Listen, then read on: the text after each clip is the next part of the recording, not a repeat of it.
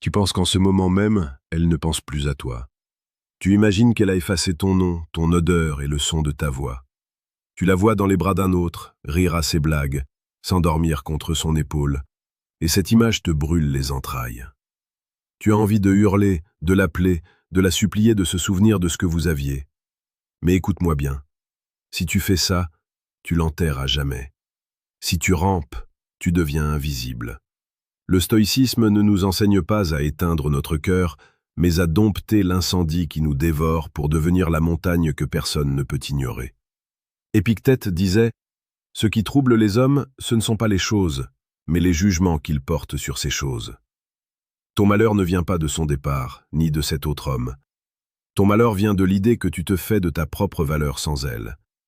Aujourd'hui, je vais te montrer comment inverser le courant. Je vais t'expliquer comment, en appliquant une force intérieure brutale et silencieuse, tu vas devenir une obsession telle qu'elle en viendra à regretter chaque seconde passée loin de toi, même si elle essaie de se convaincre du contraire dans les bras d'un remplaçant. Le premier secret, celui qui fait mal mais qui libère, c'est l'absence totale. Pas une absence tactique de 3 jours pour jouer au plus malin, non. Une absence de fantôme. Une disparition si radicale qu'elle commence à se demander si tu as un jour existé, ou si elle a rêvé l'homme que tu étais. La plupart des hommes font l'erreur monumentale de rester en périphérie. Ils regardent ses stories, ils aiment ses photos, ils demandent de ses nouvelles à des amis communs.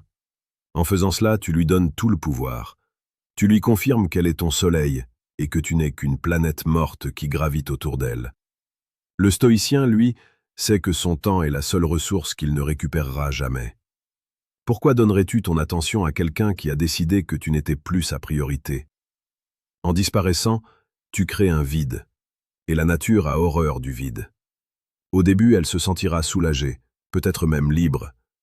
Mais le temps est ton allié. Quand l'excitation de sa nouvelle situation retombera, quand le quotidien avec cet autre homme deviendra banal, c'est ton silence qui hurlera dans ses oreilles.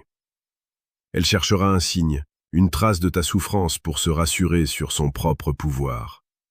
Si elle ne trouve rien, elle commencera à paniquer. Elle se demandera « Comment peut-il m'oublier si vite? Étais-je si peu importante ?» C'est à ce moment précis que tu gagnes. Prends un instant pour réfléchir à ton attitude actuelle. Est-ce que tu te comportes comme un homme qui se respecte ou comme un mendiant de l'affection? Si tu veux changer de vie, rejoins-nous.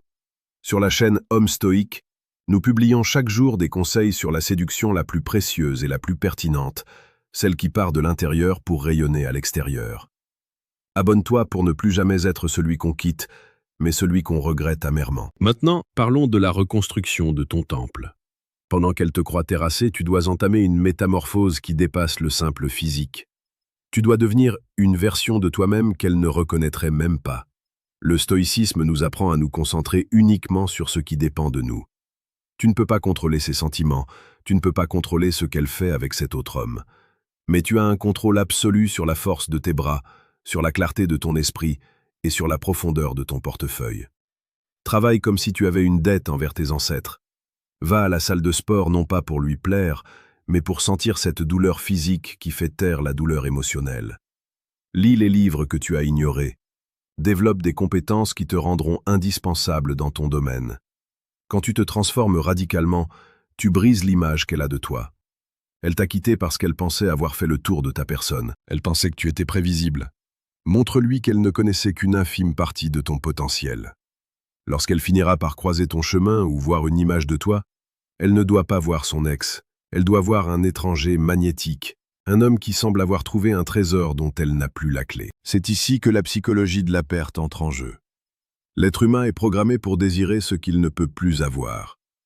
Tant que tu es disponible, tu es un meuble.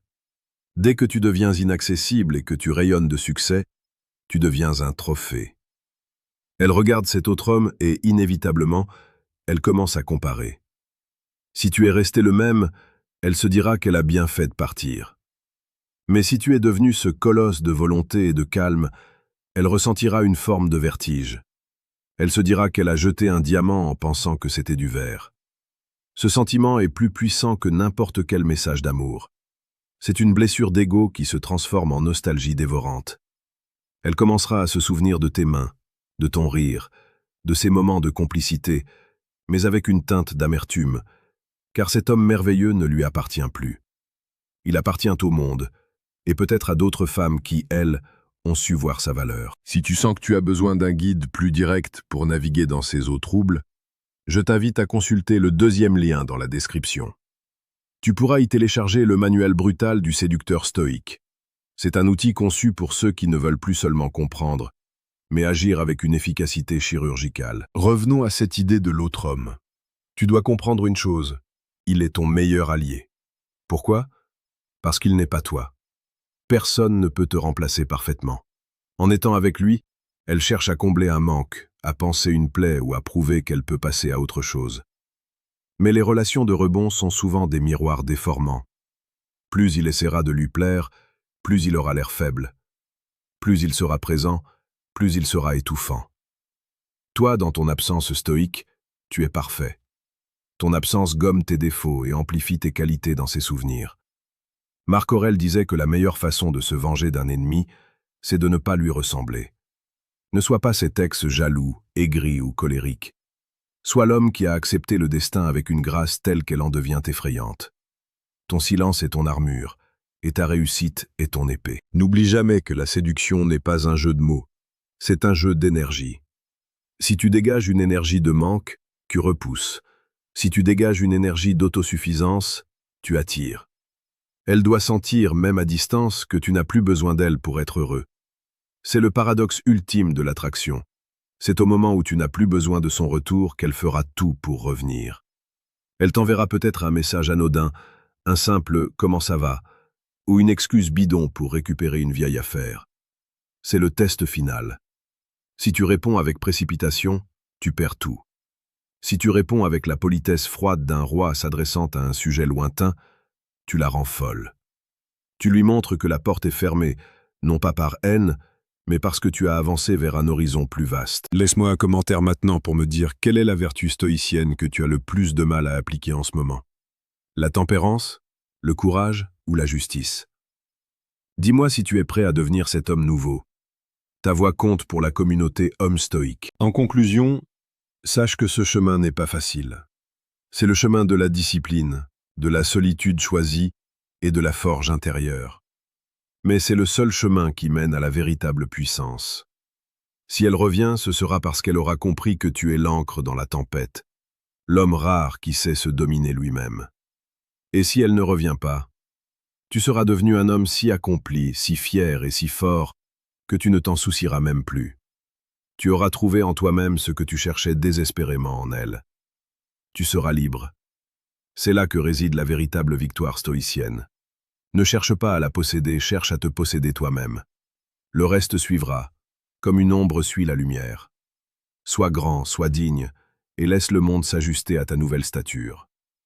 Est-ce que tu veux que je développe un plan d'action précis sur 30 jours pour reconstruire ta discipline masculine?